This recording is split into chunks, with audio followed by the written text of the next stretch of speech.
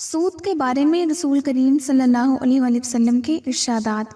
رسول کریم صلی اللہ علیہ وآلہ وسلم نے فرمایا کہ 7 مہلک چیزوں سے بچو۔ صحابہ کرام رضی اللہ تعالیٰ عنہ نے دریافت کیا، یا رسول اللہ صلی اللہ علیہ وآلہ وسلم وہ کیا ہیں؟ آپ صلی اللہ علیہ وآلہ وسلم نے فرمایا، ایک اللہ تعالیٰ کے ساتھ عبادت میں یا اس کی مخصوص صفات میں کسی غیر اللہ کو شریک کرنا، دوسرے جادو کرنا، تیسرا کسی شخص کو ناحق قتل کرنا، چوتھا سود کھانا، پانچواں یتیم کا مال کھانا، چھٹا جہاد کے وقت میدان سے بھاگنا، ساتواں کسی پاک دامن عورت پر تہمت باندھنا۔ یہ حدیث صحیح بخاری اور مسلم میں ہے۔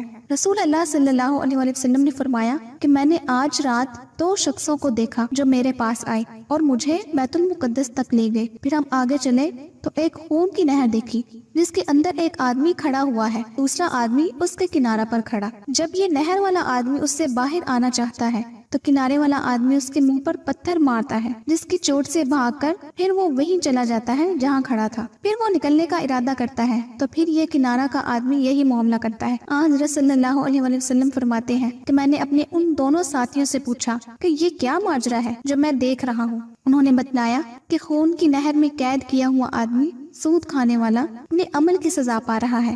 یہ حدیث صحیح بخاری کتاب البیوع میں ہے۔ رسول کریم صلی اللہ علیہ وآلہ وسلم نے سود لینے والے پر بھی لعنت فرمائی اور سود دینے والے پر بھی، اور بعض روایات میں سودی معاملہ پر گواہی دینے والے اور اس کا وثیقہ لکھنے والے پر بھی لعنت آئی ہے۔ اور صحیح مسلم کی ایک روایت میں فرمایا کہ یہ سب گناہ میں برابر ہے، اور بعض روایات میں شاہد و کاتب پر لعنت اس صورت میں ہے جبکہ ان کو اس کا علم ہو کہ یہ سود کا معاملہ ہے۔ اور رسول کریم صلی اللہ علیہ وآلہ وسلم کا ارشاد ہے کہ 4 آدمی ایسے ہیں کہ ان کے بارے میں اللہ تعالیٰ نے اپنے اوپر لازم کر لیا ہے کہ ان کو جنت میں نہ داخل کرے اور جنت کی نعمت نہ چکھنے دے، اور 4 یہ ہیں: شراب پینے کا عادی اور سود کھانے والا اور یتیم کا مال ناحق کھانے والا اور اپنے والدین کی نافرمانی کرنے والا۔ یہ روایت مستدرک حاکم میں ہے۔ نبی کریم صلی اللہ علیہ وآلہ وسلم نے فرمایا کہ آدمی جو سود کا 1 درہم کھاتا ہے وہ 36 مرتبہ بدکاری کرنے سے زیادہ سخت گناہ ہے۔ اور بعض روایات میں ہے کہ جو گوشت مال حرام سے بنا ہو اس کے لیے آگ ہی زیادہ مستحق ہے۔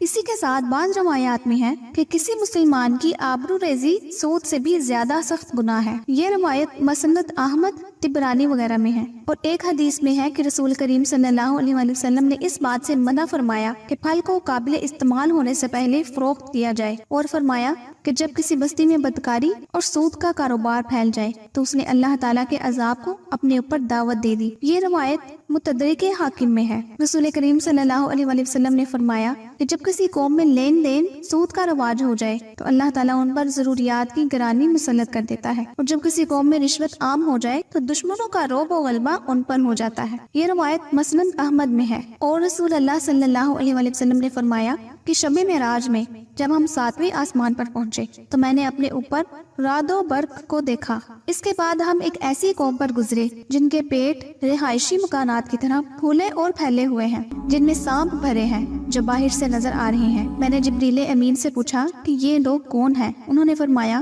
کہ یہ سود خور ہیں۔ یہ روایت مسند احمد کی ہے۔